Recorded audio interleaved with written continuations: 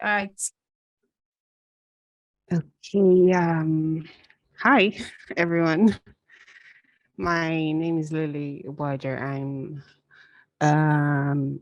a content writer and strategist, and I got started as a blogger. It's one of those cheesy blogger stories where I quit my full-time job to stay home with my kids, and I just needed money. So let's go start blogging because everybody says there's money in blogging, and then you start, and then you realize you need something in the interim. So I started freelancing because blogging was not working out at the time. It wasn't working as fast at the time. And so I have a feeling that Afoma will be a lot more better talking about cold pitching strategies. So I'm just going to focus on inbound because I don't know how to cold pitch. Yeah. How you got into client, what you did. Okay, sorry. What do you think clients are looking for when hiring? The tactics you used to grow from zero to where you are now. I'm sorry, I have a flu. So yeah, no worries. What clients? I actually prepared like something. It's not really anything fancy. It's just. Sure. Do you want to share your screen? Yeah. All right, yeah, you can share your screen. Because I'm just going to walk through this. It's not anything fancy, like I said. Yeah, sure.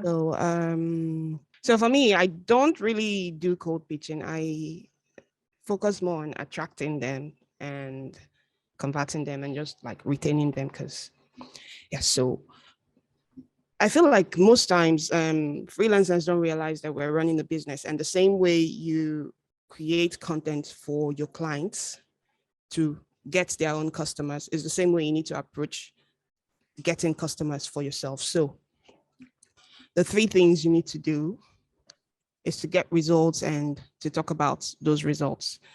Why do you need to get results? So I see lots of people leading with samples and all that, and it's good if you can write, but the thing that people want, the thing that clients want is not really the content itself, it's the results that the content can bring. So that's why you need to focus on getting results. And when you're starting out, you don't have any results. So how I got results in the first place was through guest posting. I know, Chima, you don't really like for us to work for free. But my first big break came from a guest post. I didn't have to guest post long. I did 2 guest posts. And this is the exact strategy that I had to follow. I guest posted on Blogging Wizard, to be specific. What I did was I found a topic that I really knew well, and I performed a site search. Okay, I wasn't smart enough to perform a site search then, but like if I had to do this again, I would perform a site search.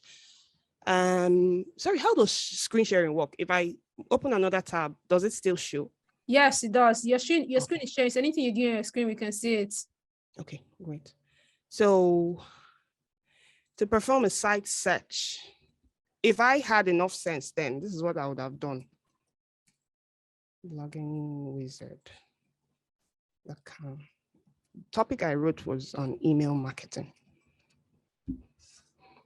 So I'd have been able to see what angles Blogging Wizard had already covered on email marketing. And I would have been able to know which. So this is the post I wrote for them. As you can see, it's not SEO optimized or anything. Like no one's searching for the pillars of email marketing out there. So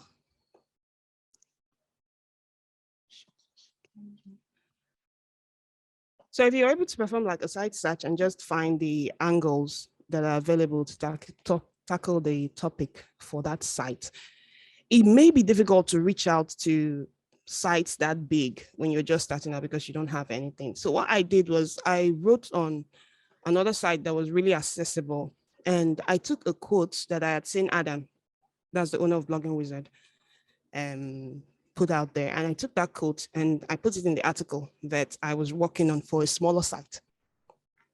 And it wasn't just Blogging Wizard that I was targeting at the time. I took quotes from about 10 other bigger sites and put it in that post. And then when that post went live, I sent these guys an email. Hey, I can't remember the exact wording, but the idea was, look, I got your backlink on this site. You were featured on this site. It makes them more likely to open than just reaching out to them and saying, hey, give me a quote, because like they don't know who you are. But every site owner wants to hear that they got a backlinks. And that was how I was able to get through to Adam then. And one thing it also does is that the person, the editor, gets to read your content so they know that you can write, because they need to scroll down to find where they were featured, right? So he was able to see that I can write, and then I pitched him a guest post. I said, if you want, I could do a guest post on this topic. I found that you don't have anything on the topic yet, even though I didn't know that the keyword was non-existent. And so he agreed, and then I sent my guest post to him. And that single guest post brought me my first full-time role offer, and my first road into proper freelance writing. I think the first client I got from that was paying around $250 per article. So to leverage that, the results is not likely that everyone is going to have people coming to them through a guest post. The main thing is that you want to get results using that guest post. So Blogging Wizard has a pretty high DA. Any sites that you are trying to pitch for a guest post should have a high DA. The reason why you want a site with a high DA, that it's not just a crap DA, but like they can rank, they're a competitive site, a reputable site, is because the keyword that you're targeting will rank faster. So you get results faster. Then you can take that result and now start talking about what you've done, what you achieved, and things like the keyword volume, how difficult it was, and the time it took to rank. I pulled up my original site design when I was just starting out from Web Archive. I don't know why the pictures are not loading, but like everything I have here is the results I got from the articles I wrote for Opt-in Monster. They were the people who found me from Blogging Wizard. You don't really need to have like lots and lots of results. Opt-in Monster had a very high DA. So whatever I wrote for them ranked. It's not me, it's the site. So what I did was I would check in an incognito tab to find to see how the article I wrote was ranking for the keyword. And I'll screenshot that. The picture is not showing here. I'll screenshot that and put it on my site.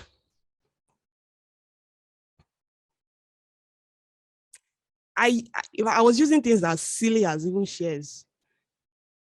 So if you're if you're looking for like newer clients that can pay you around 300, 400, 500, they don't really know that much about, in my experience, they don't really know that much about content marketing to know that conversion matters more than all this. So they're looking at vanity metrics like this. If you can highlight things like this that are pretty much useless, but like there are some figures to highlight, that's results. So these were the things I was highlighting in the beginning, and I got 15 organic backlinks. And the truth is that these backlinks were crap links. Like, those sites that just, Afoma, you would know this now. When you publish a link, sometimes you get pings and stuff on your blog. Those were basically the stuff that I picked it and I ran it through Semrush. You have, I think Semrush offers 5 free searches. So I was able to this has 15 backlinks. It doesn't matter where they're coming from. It has 15 backlinks. And I put that on my site. And I didn't talk about these things in the beginning on LinkedIn until Chima exposed me to that. But like, if I had the opportunity, it's what I would have done. I wouldn't have just sat there and waited, even though clients came when they saw this. Once you start talking about it on LinkedIn, you find that it's coming more and more frequency than it would if you keep silent. So the key point here is get results, talk about it. You don't have to own a site to get results. You can go out there. You don't need to get exposed on all the sites in the world. What you're looking for is a site that can rank fast for a good keyword. Talk about the results.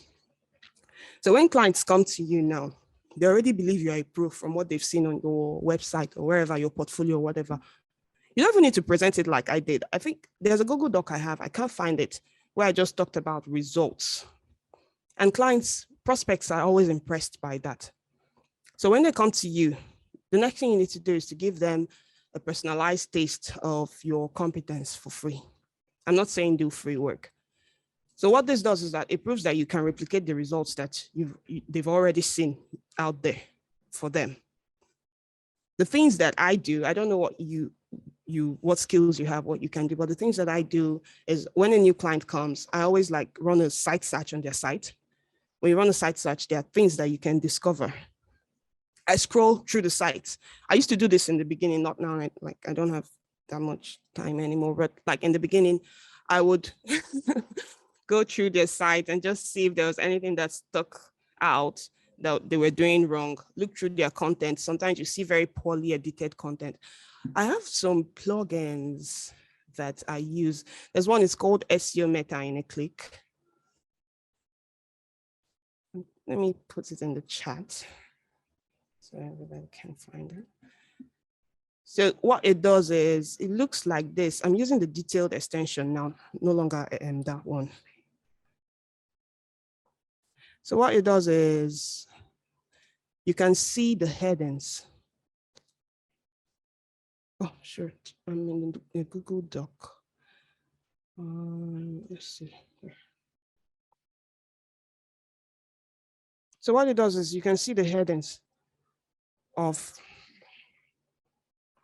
anyway, you need a blog post for this to work. You'll be able to see which ones are H1s and H2s and H3s and how many they are. So for posts where they have, for sites that have blog content that uses like 2 H1s and all that, you can call them out in the response email to their inquiry and tell them, hey, this is one thing you're doing wrong, and this is what you should be doing instead. Call out things like technical issues they have, outdated content, just be generally helpful. You'd be surprised at what most people in there don't know. And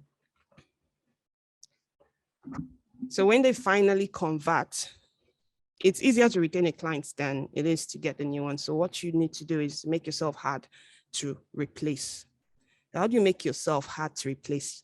First thing is master one skill. So well, for me, that skill has been research.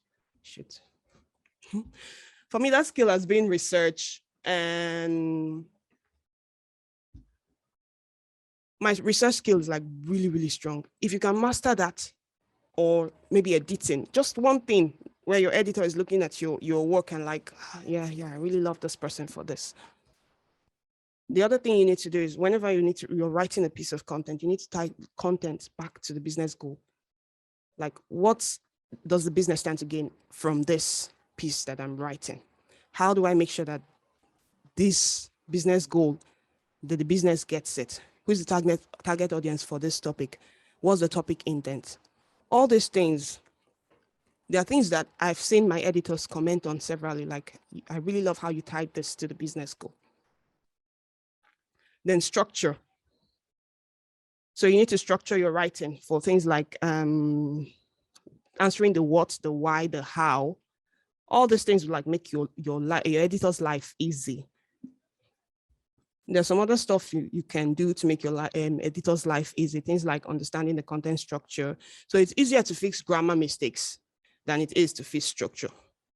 If your editor is having to move things around too much, that's not good for anyone. A good place to go to understand content structure is Animalz. They have like really good blog posts on the topic. Always edit with Grammarly. I think this is like pretty basic. Grammarly has a free edition of their plugin that you can use to just run things through for spelling and grammar errors, and then use the Hemingway app. I know it can be very intimidating for beginners. I had like, when I first started out, like, Hemingway is crazy. These guys are crazy. They keep telling me stuff like that. But like, if you use it, if you run your article through Hemingway app, you'll be able to detect passive voice and filler adjectives. Every pro editor will be like really crazy when they find passive voice in your work. So you need to remove that, remove filler adjectives. You need to learn to craft strong intros, because that's the first thing your editor sees when they come into the content.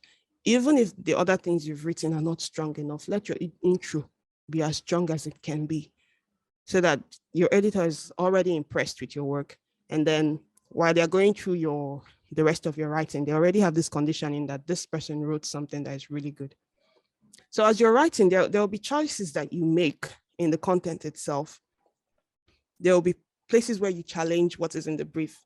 You need to explain those choices with things like comments in like a Google Doc or something, so that they know that, because when they're reading through, they'll be like, why did this person do this? And if you don't explain it at that point, like when they're reading through, you don't have a comment explaining this is why you did what you did. That's like friction that can like bring issues. They might not ask you, but they feel like you don't take instructions. And then the final thing I do is when I send updates at the end of the month, I always send updates that reinforce how useful. Till today, I still do this one. Like, I never let go of this one. By the end of the month, when I'm sending my invoices, I always look for the content I wrote for them in the previous months. How is it doing? How is it performing? And I'm like, hey, I'm happy to see that this post we wrote is already doing this or doing that or doing that. I'm excited to see how our future posts perform. What it does is that it helps them, because people forget, it helps them remember that you are a valuable writer and that you've been giving them valuable content. And that's all. Okay, so this is really good because it shows that, how do I explain this? People think that making money is just, pitching, and then doing it repeatedly, but the deliverables has to be right. That means that the better you are as a content writer, the easier it's going to be to land high-paying clients and to retain them. So that's what I want you to take away from Lily's presentation. Lily, if you would be so kind as to put the link to that in the chat and make sure everyone can see. Just put it in the chat and then make sure you tick everyone when putting this in the chat so that everyone in the session can see it. Link to what? The presentation you just did. Oh, okay. Yes, it's everyone can like really take it in on their own time. So that's the thing I really want you guys to focus on. Get better at writing content or whatever it is you do, doing it so well that your deliverables justify your price.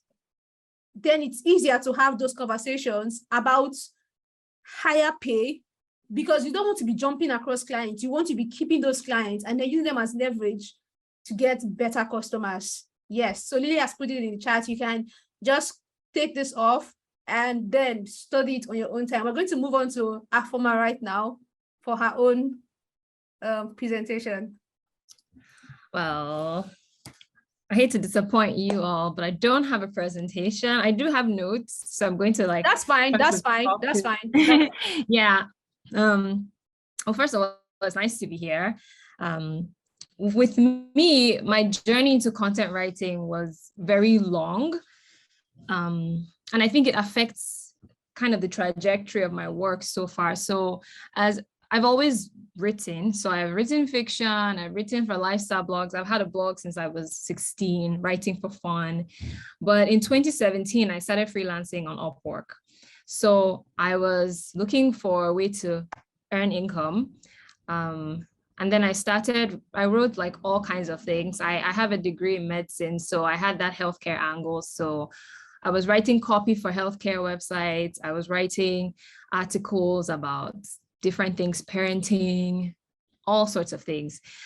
Eventually, I had this long-term client who had a set of niche websites. So we had like a site on parenting, cleaning, and like home stuff.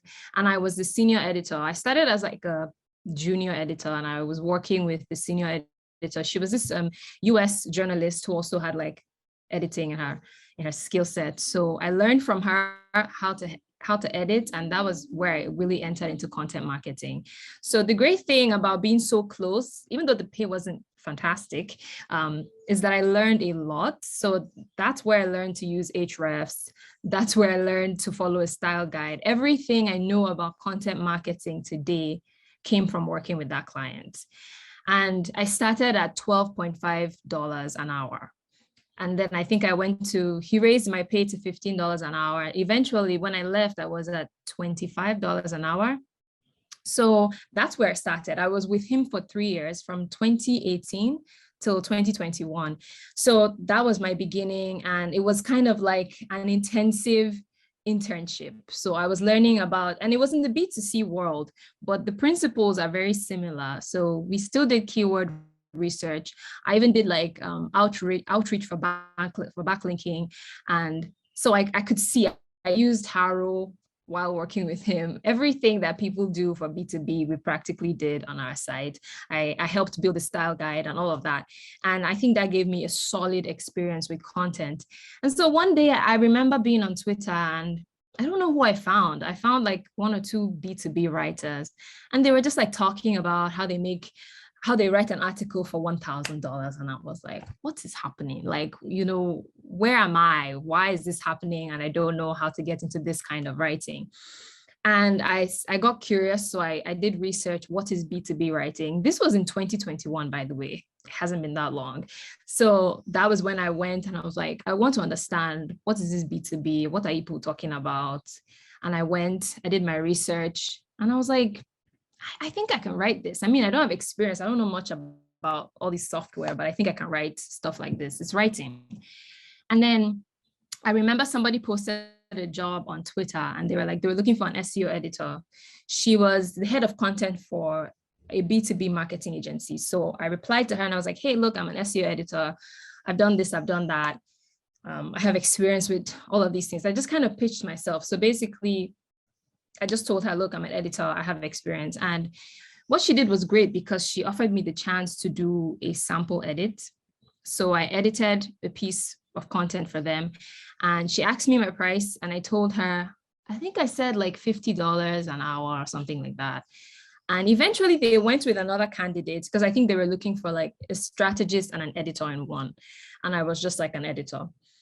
But then she actually referred me to one of my longest standing B2B clients, who were looking for an editor. And she referred me, and they took me at her word. They didn't even like really test my editing skills. So I went, they showed me what they need to do. They showed me their content style guide, everything. And that was my foot into B2B writing. So I started editing content for B2B, and I was like, yeah, I definitely can write this. And that was how I got a bit more confident, because I was like, I read this stuff every day. And then I went back and I messaged the head of content, and I was like, hey, I'm still open for work if you ever need a B2B writer. And she was like, you know what? Yeah, we're looking for a B2B writer. And that was how I got into writing for our agency. And the more experience I got, the more confident I got with like responding to job postings on LinkedIn, following job postings on like job boards and stuff like that. So that was my entry basically. And if you want to take away anything from this, it's 2 things. 1, no experience is wasted. People always say, oh, like get paid big time. And the truth is, if you're a new freelancer, this is like your first or second article, nobody's going to pay you $1,000. It doesn't matter how good you are. People are going to want to start you small, because coming to the second question of what clients look for when hiring, clients want experience. Unless they're very new and their budget is really low, then they're going to say, okay, let's start with, I'm looking for like junior freelancers. But most clients, they want people who have like subject matter expertise or who have experience with writing. So you'll find people saying, we want a writer who's like in HR or like ed tech or something. They want you to have proof that you have written for this industry before. And if you don't have that, that can be a real like setback for you. So sometimes you might have to start lower to gain experience. Once you've done one piece in a particular industry, you can say, I have experience, and you can show what you've done. But until then, you're kind of at the mercy of the client, whether or not they're going to accept you without experience. Not everyone is going to want to give you a paid gig to see if you have the experience. So sometimes you have to start smaller and then you go from there. And then another thing that I learned is to not be afraid to like reach out to people.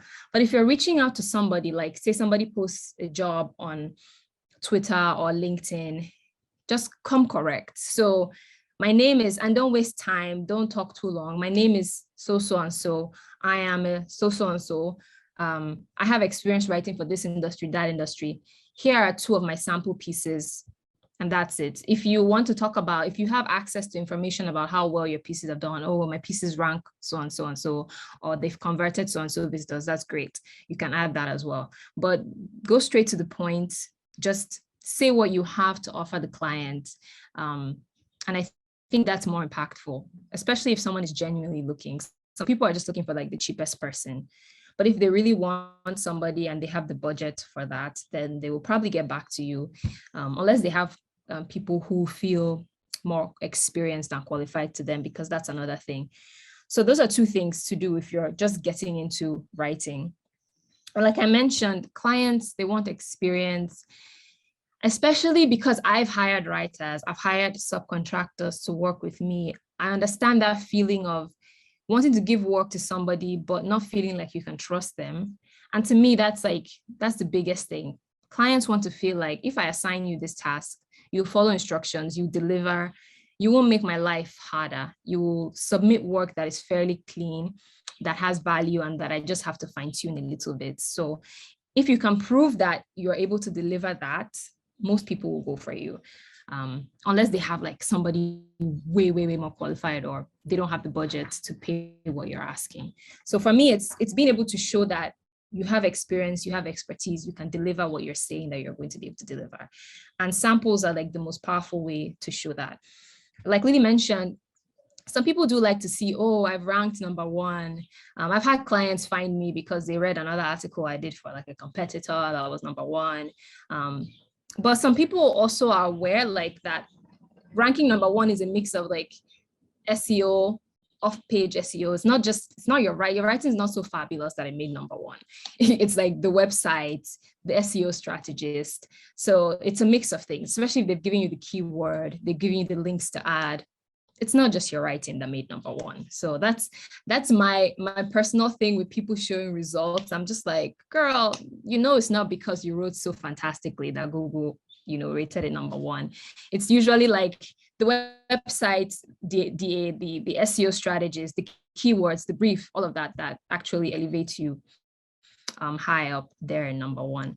But if that's something you want to add, I think that's also welcome. I do have on my website that I have an article with featured snippet, all of that, but I'm just appeasing the content people. But my tactics with growing from $0, so I already mentioned I started at $12.5 an hour. My first writing gig, B2B, I charged $500. I had a few other clients who were like paying me like $250, but most of my clients were like $500 and up. And I'm very grateful for that, because what helped me was actually looking on other writers' websites, which I think, this is why I think it's important for writers to have their at least baseline price on their website. Because I remember checking Priscilla Tan, she's at contentkapow.com. So I'm going to just drop her website here. She was one of the writers I edited, and I went on her site and I saw that she had her pricing, because I was new to B2B. I was like, what do people charge in this industry?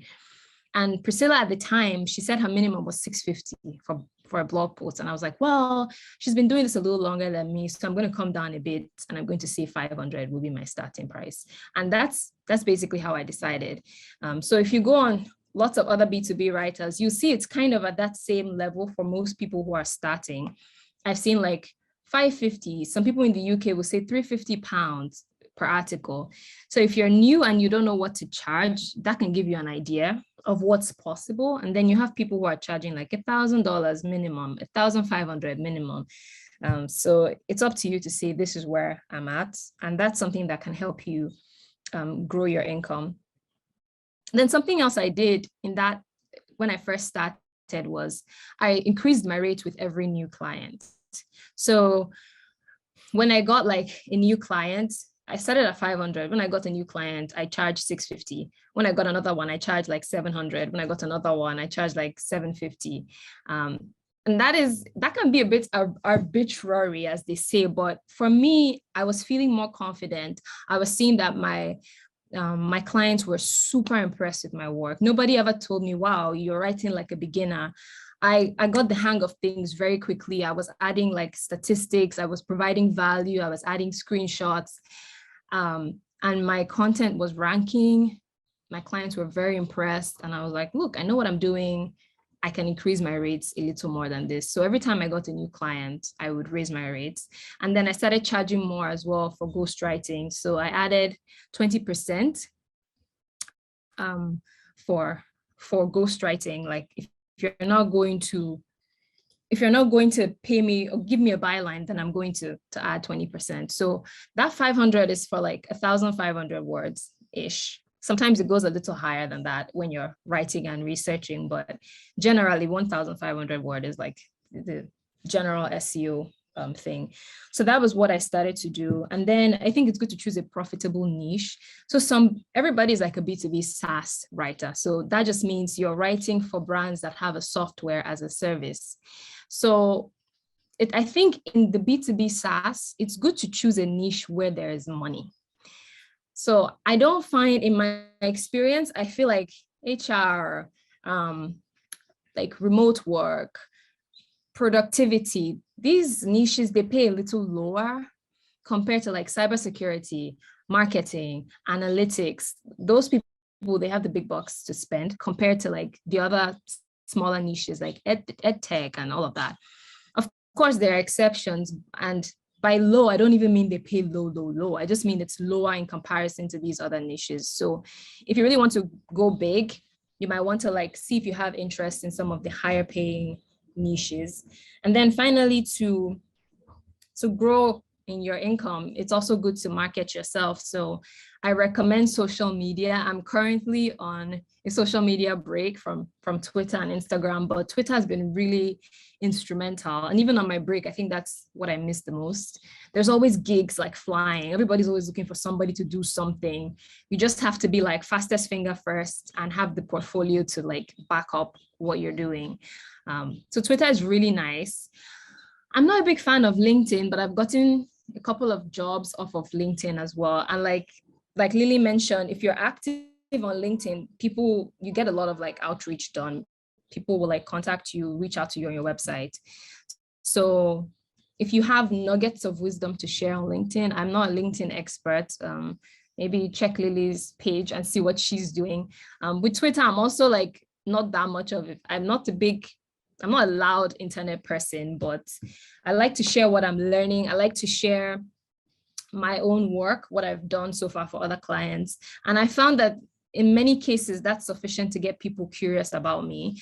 I shared when like my post is at number one, ranking at number one. I shared like my tips for editing, and that always actually gets me editing clients when people know that, okay, well, she's good at what she does. So that's a way that you can market yourself on social media. And then with regard to finding high paying gigs, I think one of the most powerful ways, which can be tough as a newbie, is that it's referrals. So many of my best gigs were like other freelancers saying, hey, I know someone who's looking for this and I told them about you. Or hey, I know someone who needs XYZ done. And maybe they put it in like one of these freelance like chat groups on Slack or another community. So referrals are really good. If you can join like a Slack community, that's also good. If you have like a Facebook group where like quality content opportunities are being shared, not like $0.1 award, but like real quality B2B stuff is being shared, that's also really good. Twitter is really good for finding high paying gigs as well. I'm a big believer in the right kind of guest post. And for me, it was very helpful because I started off ghostwriting. So even after like my first few clients, I didn't have any bylines. And it was really frustrating because I would say, oh, look, I'm a B2B writer, but I didn't have any single byline to back it up, even for like the first 3 to 4 months after I started. So I aggressively started looking for guest posts. And one of the places I really recommend is Zapier. They accept guest posts from like anybody if you have a good topic. So I think they have a link for their requirements for a guest post. I will try to find that and share it after I'm done talking. But everything is there. They tell you what kind of posts they're looking for. And I pitched 2 ideas, and one of them got accepted right away. They actually got me to write for them even after that. And I got a paid gig out of sending in a guest post. So that's very possible to do. If you like productivity, software automation, you have like a cool idea of tools they can review, unique ways to use certain software, Zapier is a really good place to start. So with guest posts, some companies, some websites, they will tell you what they're looking for. But other times you have to be really creative and pitch, which is not my cup of tea. But I like when they're straightforward and say, we're looking for this kind of thing. And then I can think and find if there's anything that I've done recently that will relate to that. So that's a good way to get your name out there, because once I got Zapier, I felt like people started to take me a little more seriously.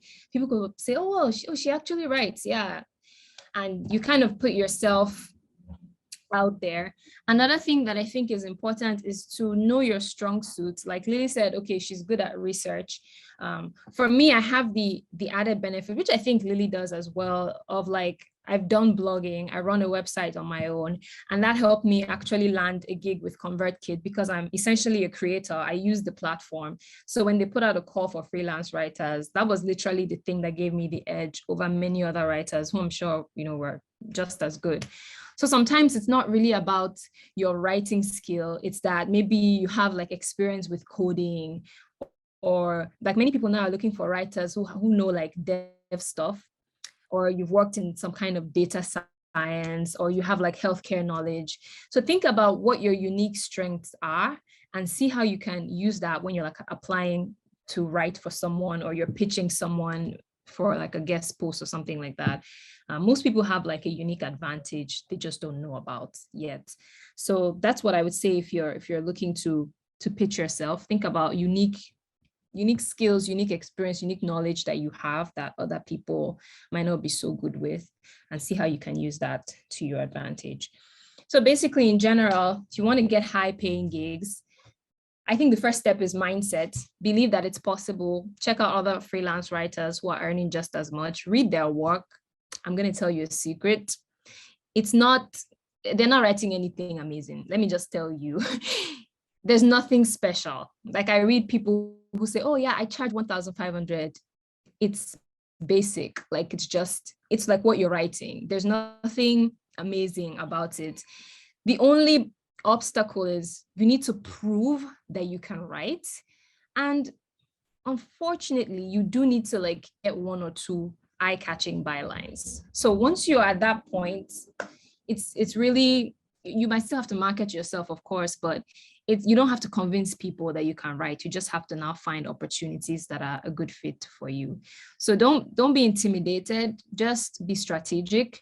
Think of how you can get a guest post.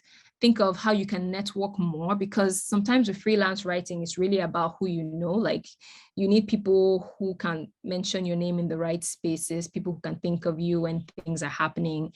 And that really, really goes a long way. And of course, you have to know your audience. You need to know how to write.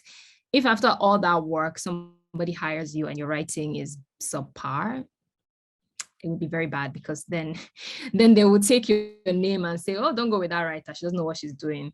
And that would not be good. So those are I think those are the 3 main things that come to mind when I'm thinking about that. So yeah, thank you. Thank you so much for that, Afoma. You and Lily just resonated the same thing about skill being the thing to prioritize, using guest posts as a strategy to get your name out there and to build authority. So that is really good, because it's crazy, because I still have something similar on my notes here that I'm going to share now. All right, so I think I want to start with talking about the feast and famine, because at the core of mindsets for people that come from developing countries, which is why I wanted this panel to be with women, or people rather, that live in developing countries, because this is so specific to us, and it's going to be impossible for a white person to give you context. Mindset is the biggest thing I want you to take away from here, from my own part of this talk. Mindset.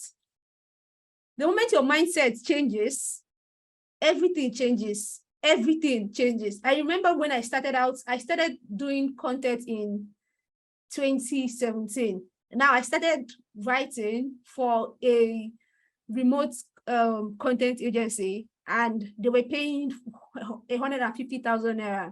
Now that seemed like a lot of money back then, because I was coming from poverty. I was coming from a government job that was paying me 60, 70K a month. So 150K would bring my earning up to 220,000. So I was very impressed. But the workload was 5,000 words a day, 5 days a week, to earn 150,000. So he structured it as salary, but it wasn't really salary when you think of it. It was just slavery. So you see the thing about mindset. In my mindset, 150K was a lot of money. I had nothing else to compare it to. It wasn't until the next year, in 2018, I joined the Facebook group, and I saw a writer that was charging 500 at the time. She's doing way bigger numbers right now. She was charging 500 at the time to write content.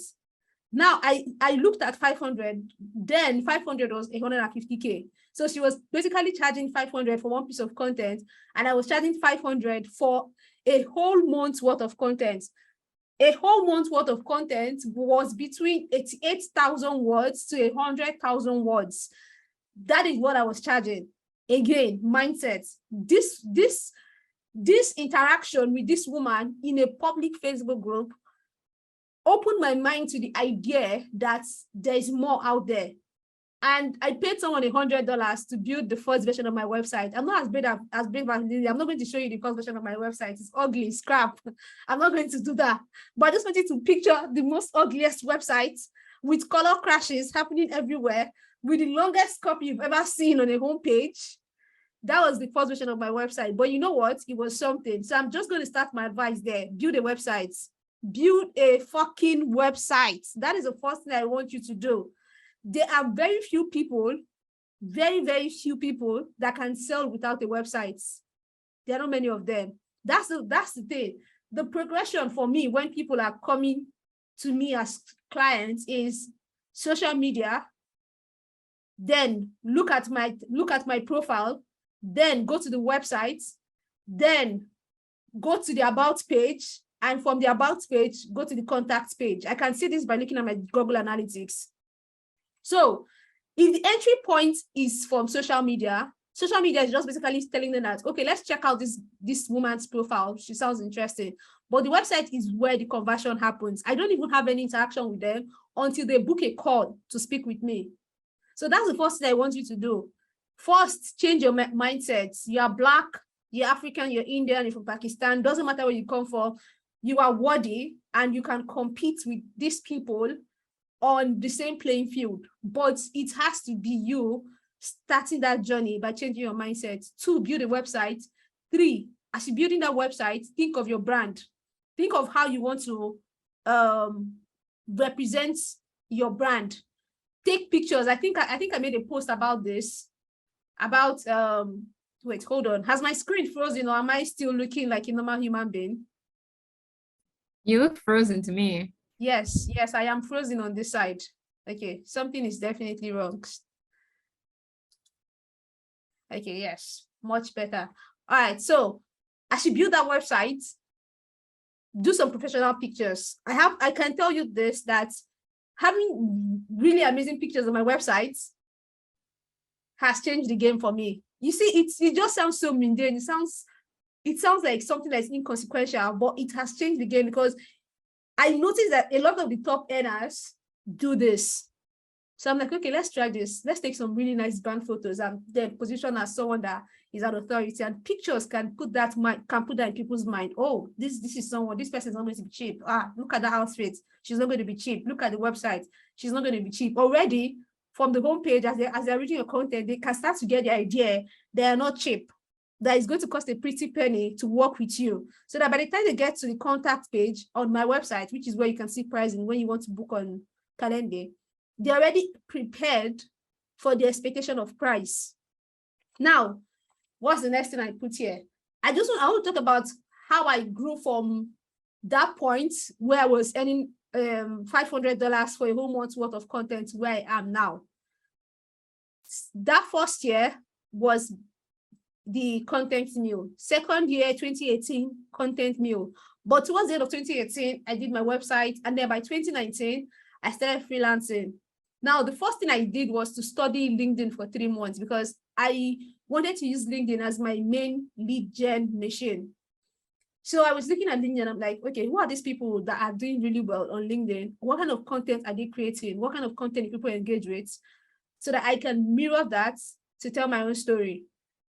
Next part, who do I want to be on social media? Do I want to be someone else? Do I want to represent myself the way I am? Because the way I am in real life is this hooligan who swears a lot, who talks trash, and who is not afraid of trouble. Lily. And I want to represent that online, but in a way that attracts people that like that kind of personality, because there are people that like that kind of personality, and those are the kind of people I'm trying to attract. So you need to find yourself, because if you find yourself and you can represent that person online, you can attract an audience that likes who you are. You don't have to pretend. You need to talk about what you do.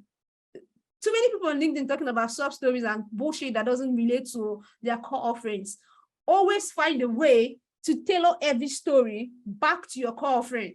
I think until I started doing the FCDC, you would not see me writing bullshit stories on LinkedIn. Who has time for that rubbish? I want to talk about stuff that is going to bring clients to me. I want to talk about stuff that is going to attract the right audience to me. Because 2 reasons. 1, it can attract clients directly. 2, it can position me as an authority with my peers, because a lot of my business comes through referrals from copywriters, referrals from people who do SEO. So because they've seen my content and they say, oh, she's really good at it, I'm going to refer her to this person I know who is looking for an SEO strategist or whatever, the barrier to getting that person as a client is already lowered. So 1, I said website. 2, brand pictures. 3, LinkedIn.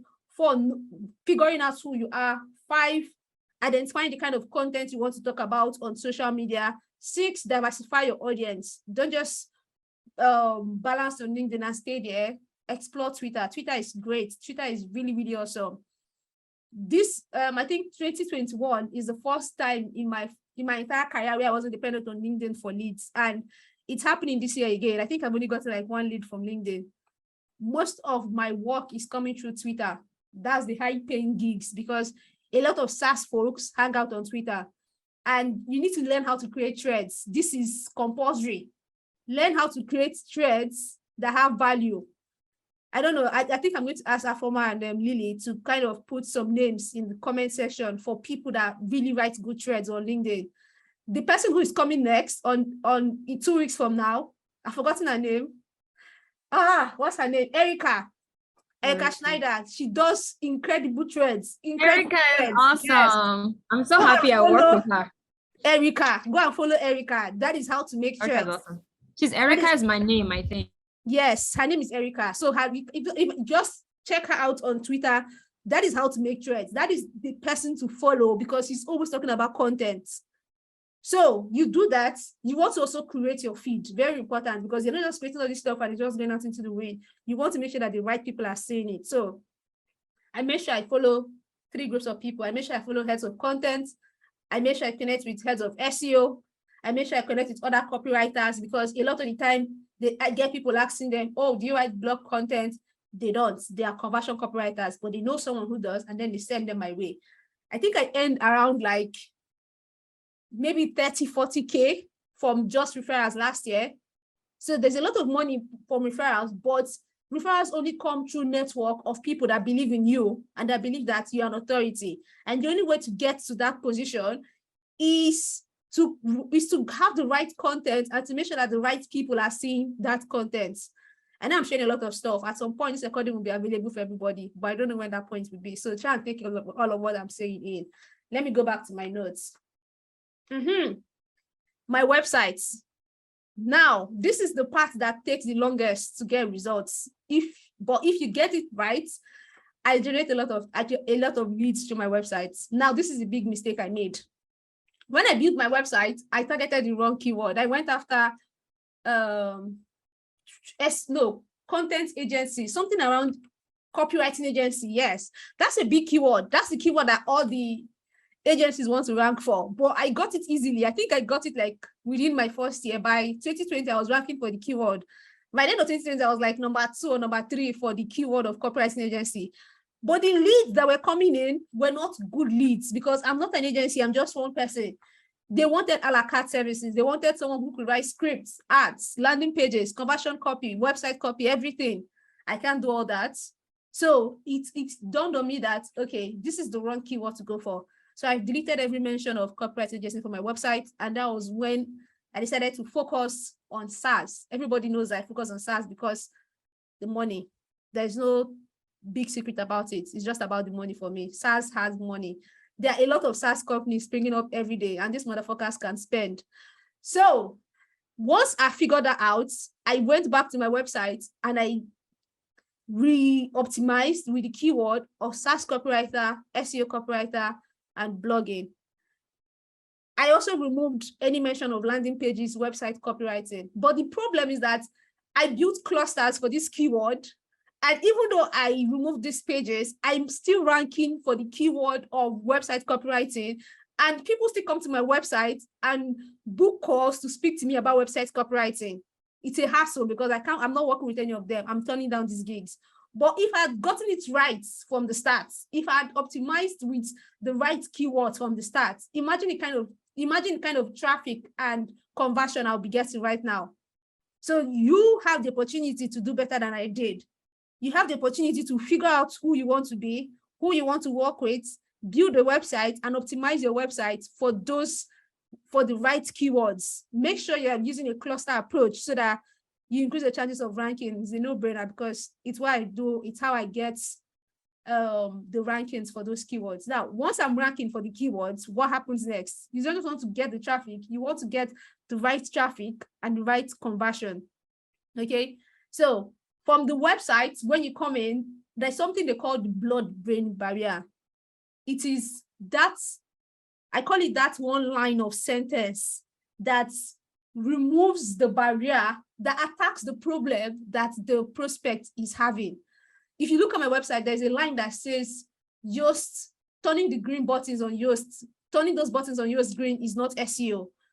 And that is the line that crosses the blood-brain barrier and makes people know that, oh, shit, she understands the problem. You need to figure it out when you're writing that website content. And then I lead down and I have just 2 things on my website. I write SEO content, I build clusters, and that's it. You don't need to do everything. There's a temptation to do everything so that you don't leave money on the table. That is the mindset of lack. That is the mindset that keeps you earning low. Like Afoma said, the moment you specialize and you pick one thing to do and you stay in that one thing, you'll be surprised how much trust and authority you can bring and how much more you can charge. So back to what I was saying, my website, optimizing my website was about figuring out the right keywords. I don't want to be picking keywords that are too competitive because then I'm not going to rank for them. I want to find that balance on what will someone who is ready to buy be looking for. So usually service-based keywords. And then optimize my website for that, write a couple of content pieces on my blog for that, and then link all of that together. Seriously, that was it.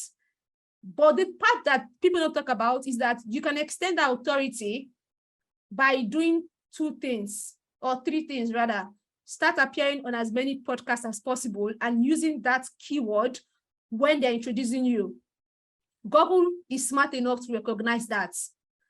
Use those keywords when you talk about yourself on social media. Google can make that relationship because they cross social media content. And then if you can, jump on online events. I'm playing the long game. I'm not just trying to make money now. I'm trying to build passive income. So this is the long game for me. It still comes back to the mindset of poverty and trying to go into that mindset of abundance. So if you're trying to build authority that lasts, those are the 3 things I would advise you to do. Start jumping on podcasts. Start guest posting. I don't do a lot of guest posts. I think I stopped by 2020, but there's one guest post I wrote for Hackernoon. Like Lily and Afoma said, you need to pick a high-ranking website that is going to generate results quickly.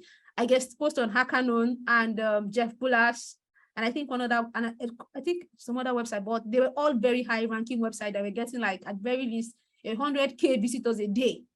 If I'm going to take that time to write a guest post, then it's going to bring money. The one I wrote on Hackanoon brought in over 10K. It wasn't by people seeing the guest post directly. No, it was by when someone reached out and asked about samples, I can send my Hackanoon article to them and they'll be so impressed. They'll be like, oh, they're SaaS people, so obviously they read Hackanoon. You want to guest post where your audience is hanging out. They hang out on Hackanoon. They can read that guest post and they can see the authority. And almost every time I sent that Hackanoon pieces to prospective clients, it turned into work. It was how I landed Wix, actually. So that's also how I landed Semrush. So again, I'm just going to reiterate what Lily and Afoma said. Guest post, but make sure you're doing it right. You'll be doing yourself a huge disservice if you're guest posting on sites that have 25 DA, under 5K. I don't even want 10K. Very least, I want to be seeing 30, 50K people coming to that site every day. I want DA of at least 50, because that means that there's a high chance it's going to rank. I'm a bloody good writer. Combined with your website authority, that content is definitely going to rank. So strategize when you're doing all of that. Let's see if I have anything else on these notes. Okay, yes, finally, which I think this is going to be the hardest part. There are two things here.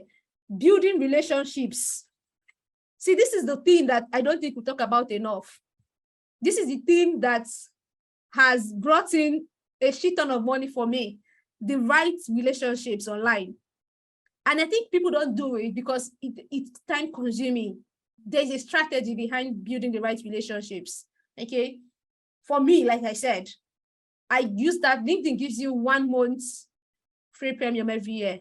I use that 1 month free premium to just go on LinkedIn, use that sales navigator, and I get to work. I narrow it down by heads of content. I narrow it down by heads of content in the US because I only want to work with US clients. Those are the people that have marketing budget that is reasonable enough. I narrow it down by companies that have at the very least 50 employees. And then I make sure I'm targeting SaaS companies. I also want to make sure that they're active. So you can narrow it down to people who have posted in the last 30 days. Now, doing that means that you're not just connecting with them and then they vanish. You're connecting with people that engage on LinkedIn, so that they're going to see that content that you're putting out. I'm also a big fan of manifesting. If I want to work with a big name brand, I'm going to go and look for the heads of content and head of SEO in that big name brand, or with someone who is active, and connect with them so that I can press the fuck out of them on social media and have them reach out to me, because I don't cold pitch. I want people to come to me. I charge a lot of money, so it's easier that way. Now, on Twitter, what I do is that you need to figure out who are the big names in content and SEO, and then go and see who they are following. Usually those guys don't follow a lot of people. Their feed is very carefully created. So that means that if they're following someone, the person is bringing value. I can use that to start whittling down the list and then follow the right people. You can also do the same thing on Twitter and then search head of content on Twitter and follow people that come up on your feed. Back then, I used to use hashtags to find the right people to follow. I would use hashtag content. I would use hashtag SaaS. You just need to figure out the right hashtags that you can use on Twitter to start to create your feed. It takes time. Then as I create that feed, I interact with the content. I'm making sure I'm dropping useful comments both on LinkedIn and on Twitter, which is where the right people are hanging out. You can see that this shit takes time. Sometimes it takes like 6 months, sometimes it takes like a year, but these are the people, even though they're not really like engaging with your stuff, these are the people that are going to reach out to me and say, hey, I've got someone who is looking for an SEO content writer. Do you have availability? These are the people that always turn up. So take the time to cultivate relationships. Take the time to engage, not just post on LinkedIn and on Twitter. Take the time to retweet stuff that you like, not just retweet, but quote tweets. Take the time to show your expertise. Start pitching to podcasts. There are a lot of people now that are looking to diversify their podcast. So you'll be surprised how willing they would be to get you on their podcast just because you're black or you're brown skin. Use that to your advantage. I shit you not. Use that to your advantage. Start pitching to speak at online events. You don't need to have like a ton of experience. You just need to have a topic that is interesting enough that will make them curious enough to get you in. I think that's it for me. Hold on, did I forget anything? Yes, finally getting testimonials. This is the one that I think a lot of people struggle with. If you go to LinkedIn and you see my testimonial section, I think anybody will be impressed. It is not a mistake. It is intentional. I do great work, and after doing great work, I ask for a testimonial. But I think the thing that people struggle with is that they don't trust their deliverables. So when you don't trust your deliverables, you don't have confidence to ask the client for a testimonial. You don't trust your deliverables because you can't see the result of your deliverables. But if it's that you could see the results clearly, maybe you wrote a piece of content or you did a couple of content, and then like Lily said, you can track those results and you can see that, oh, this shit is ranking on page 1. Oh, there are like 500 backlinks to this page. Oh, it's like 200 shares. Doesn't matter whether it's actual conversion, but just stuff that you can track and you can show the clients and you can ask for a testimonial on LinkedIn. They'll give it to you. I always ask for testimonials after I do great work because the client is always happy to give it to me. They're always like gushing and like, oh, I'm so impressed. I love the stuff you did. Oh, you're really impressed. All right, give me a testimonial. Show me how impressed you are. And I use that testimonial on LinkedIn and I put it on my websites because there's some people who are not coming through LinkedIn. So whether they're coming through LinkedIn, Twitter, search, wherever it is, they can see those testimonials on my website. And anybody will be impressed to see a testimonial from Semrush, from Wix, from all these big company names. So that is how I have gotten to this point that I am now. It's not beautiful, it's gritty, it's a lot of hard work that we don't talk about. I was under the misconception that Afoma just was born with great talent and Afoma just came out from the womb and started writing for big names and making money. I had no clue that Afoma started on Upwork. So it's great that we're having this conversation now because clearly we all have like a beginner story. So it's good that we're having this conversation. All right, there's a shit ton of questions here. I'm just going to start off with Afoma because Afoma, you said you have to run soon, right? I think you said 2:15. You have to leave by 2:15. I mean, Yes. This is so much fun. Sorry, I have to. No problem. No problem. Whenever you want to go, you can just hop off and that'll be fine. Yes. There's a lot of questions here. Okay, I'm going to start with Joshua's questions. Okay, Afoma, I'm going to show this to you. What advice would you give to someone who just got into this space, freelancing out of nowhere? Assuming they have no idea about content marketing, okay. Assuming they know how to write well, but have no portfolio. Oh, that's hard. How to structure the portfolio. Okay, this is a really good one. This is a really good one. All right. You understand the question? Yes, I do. So this is like a complete beginner. They don't know anything about content marketing, but they want to be a freelance writer. Yes. So basically, you have a lot to learn. You have to be open to learning. When I came into B2B too, I didn't even know what B2B meant. Like as of June 2021, I couldn't tell you what B2B meant and how it was different from writing about cleaning and parenting. So it's possible to learn. Go do some research. Fortunately, you're here, you're at the FCDC. That means you already know of Semrush, all of these people. Read their articles, like use Google, find the good websites, read about what content marketing is, how it works, what is the funnel, what your job as a writer is. Just learn as much as you can. And the good thing is that now they're like free courses. If you're a course type of person, I don't have the attention span for courses, but if you learn well with courses, do a free course, understand just the basics, how it works, what is it, what is this, who is that, what is SEO, how should I format, do a course. If you're that type of course person, understand the basics of everything. And then you know how to write well. Something I tell people is give yourself a topic. So you've learned about SEO, you've learned about email marketing, create a topic for yourself. I'm writing about this. I'm writing about, okay, why is email marketing important? How to write great email newsletters. Come up with a topic from what you've learned, research the topic, write about it. There's Medium. You can have your own website because what is a sample? A sample is an article somewhere that is not on Google Docs, right?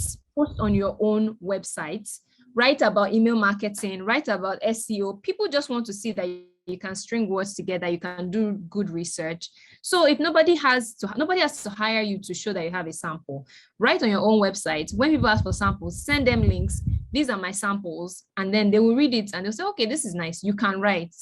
When a client is coming to you, they want to know that you can write. And over time, if you follow like basic search engine optimization, you can actually help your articles rank.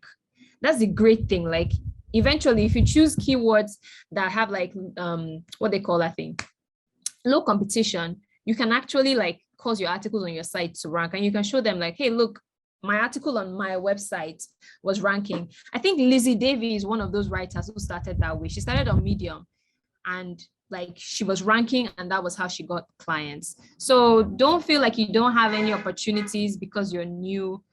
You can create your own opportunities, write on your own website, prove that you can write, and then that will be your portfolio free of charge. Yeah, I'm just going to step in here and say that do not, under any circumstance, use Google Docs for your portfolio. It is the number one way to not getting accepted. Do not use Google Doc. Rather use Medium, like Afoma said. It's free. You don't have to have a website. You can just use Google Doc to like write stuff. I just want to touch on this part here where Joshua said about, because you are not the only one vying for that opportunity. This is a mindset of, again, it still boils down to the mindset of lack. You are assuming that you're in competition with other people. That is what I call a rat race to the bottom mindset. You're assuming that, oh shit, I have to have something to no, you have to think of it as you're providing value. You have to see it that way. You're providing value. So it's not about competing. It is not about competing. It is about standing out. Okay? Don't get it twisted. Do not ever go into someone's inbox to message them with the mindset that you're competing. You're going in there with the mindset that you're showing value. So it's about figuring out what is the X factor that's going to make this person pick me above everybody else. And that's expertise most of the time. Expertise and relevance to their field. All right, so this next part, I'm going to shoot this over to Lily. Okay, yes. Lily, research is a strong skill to possess for a writer. How would you advise mastering research? Practical tips. This is a really good one. Love this question. This is like very difficult to answer because. So just share a few tips. I don't know. We have a lot of questions to go through. So just like 1, 2, 3, like really quick tips. I really don't know what to say. I mean, really, research, the foundation of research is curiosity. Like you need to be really curious about, okay, so some of my best research tips would be to look at videos. If you need to understand the topic, there's so much you can, there's what you can understand from the written content is just like this. But when you listen to videos and listen to podcasts and watch videos, you kind of like get a better understanding of that. Also, use Google Scholar for research. You find original stuff instead of like reading what other people have written. And sorry, I wanted to say something about the other question. So this Google Docs stuff, I feel like it's necessary to have some Google Docs in your portfolio because so I've done a bit of subcontracting and I've worked with editors that know that sometimes live posts gets like baptism. So they want to see what you've done without an editor touching it. So I think it's necessary to include at least 1 or 2 links for like Google Docs and also join communities if you're just getting started. Very important. Okay, adding to what Lily said about doing research, I think a lot of people are lazy. I'm going to just put it there as someone who has worked with subcontractors. And this is also the reason why I've stopped hiring subcontractors and why I just take on only what I can handle. People are lazy. They don't want to put in the time to do the research. So I'll tell you that that's the first thing. Be ready to put in the time, like a full day, if necessary, just to do research. You'll be surprised how much easier it is to write if you take the time to do research. Look at the step manually. Don't just use those automated tools that just crunch out a brief. Look at the step manually. Open each article manually. What is recurring? You know, people had tools for this. Yeah, they have tools. You can do this with Phrase. You can do it with ClearScope. You can do it. There's so many tools you can use to create briefs automatically. So look at the step manually. That's like the first thing I always do. What is the step telling me? Am I going to need to create a video? Am I going to need to create a template, a PDF? Because that's the first offer. And if you're talking about ranking, that's like your differentiating factor. Note that down. Open each of the content pieces. What are the H2s you keep seeing recurring? What are they talking about? What's the context here? Who is the ideal reader they're all targeting? What's the real problem that the reader is facing? Okay, you have all of these things. Empathy. What's the ideal solution that the person is looking for? How can you go much more deeper to find that answer? can you get numbers from original sources to support your data? Like Lily said, I'm not really a fan of watching videos because I don't have that attention span. I have ADHD. But if you have the attention span, please watch videos because it's a more longer explanation of stuff and it's more laid back. So you can get a lot of context from watching videos. I really like the idea of using Google Scholar. Yeah, that's a good one. That's a good one. But you get so much for manual self-review. So if you're doing research, I would advise you to start there. All right, so the next question, I'm going to throw this. All right, I'm sorry I have to leave now, no worries, you can go. You can go. Thank you so much. This was amazing. This is amazing. Bye-bye. I had so much fun. Bye. Yeah, bye. All right, so this next question.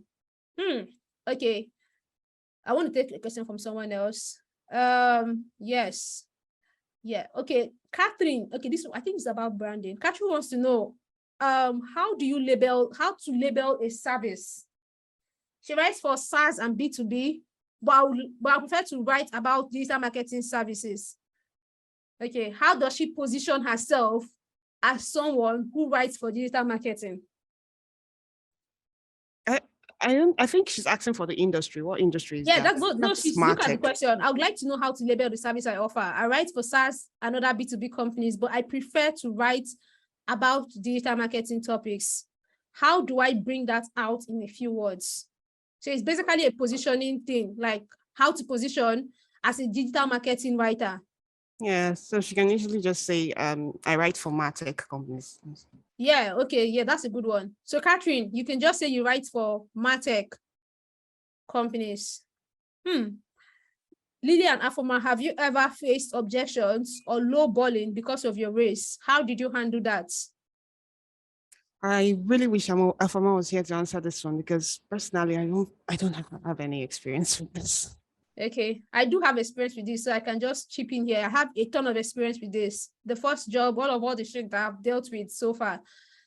I think you need to differentiate. That's what I'm going to give you as an advice. You need to differentiate as an authority so that people stop looking at you as a Black person or as a brown-skinned person and start looking at you as an expert. I have barely faced any of that in 2 years. That happened when I was targeting everybody, when I was all over the place in 2020. From 2021, when I really went into specialization, that has not happened. So I will give you that as a first advice. Differentiate. Put yourself as a high value writer who is not charging peanuts, because peanuts comes back to race. There's a connotation between poverty and skin color. So you need to move away from that to what? To someone who charges not ridiculously high prices, but a decent price for content or for whatever it is that you do. So differentiate. That's my advice for that. You don't need to engage with them, just differentiate.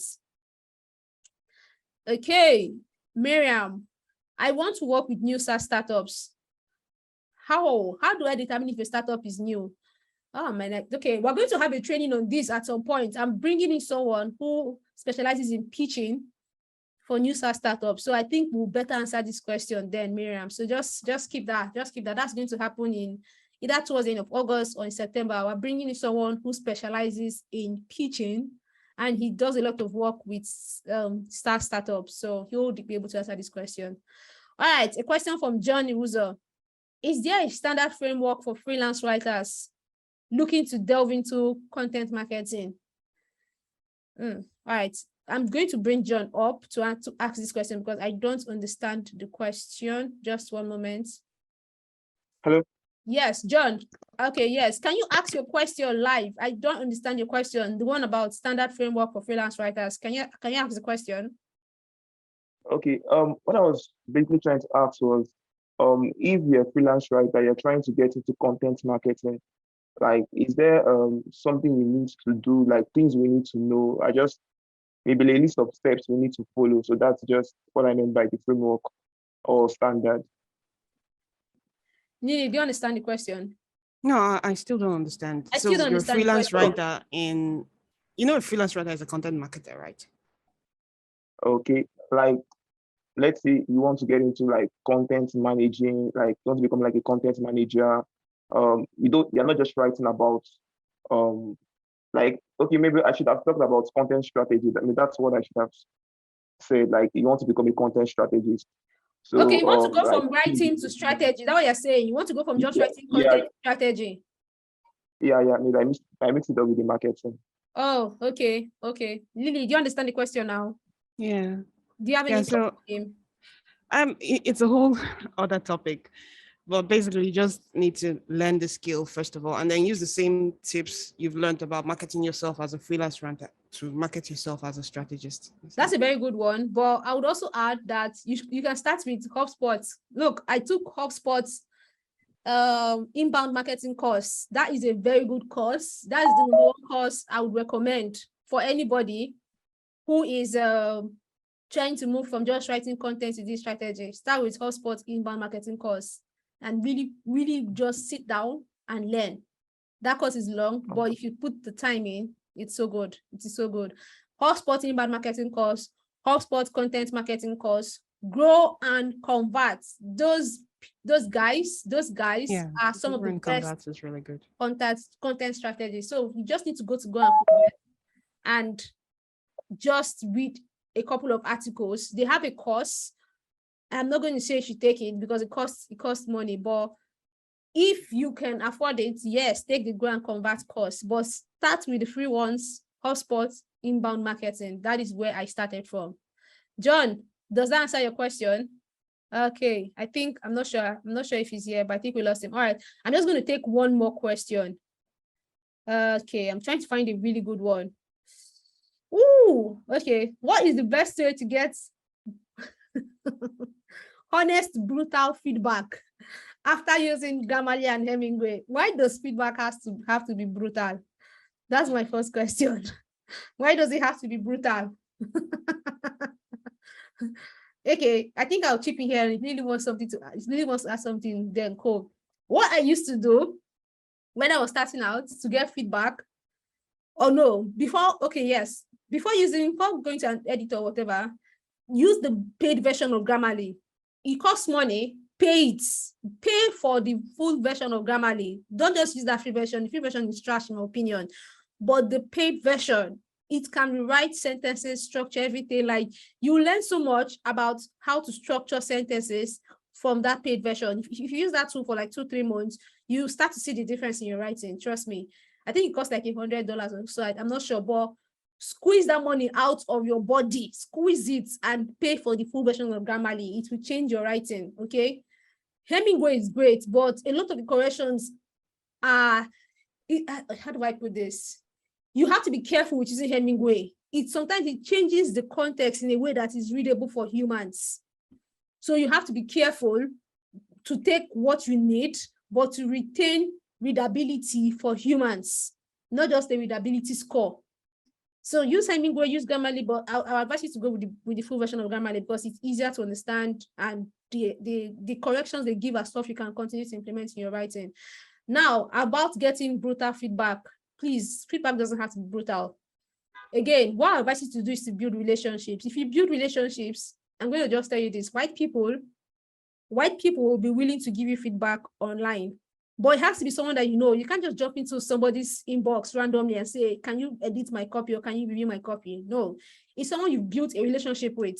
I used to do that. I'll reach out to other more established content writers and I'll just tell them to take a look at something I've written and they'll be happy to give feedback because there are people I know that these are not complete strangers. And with each feedback that I got, people like Diana Mayfield was very helpful. I had a lot of mentors. So with each feedback I got, my writing got better because it was about structure, it was about organization, it was about making the brief.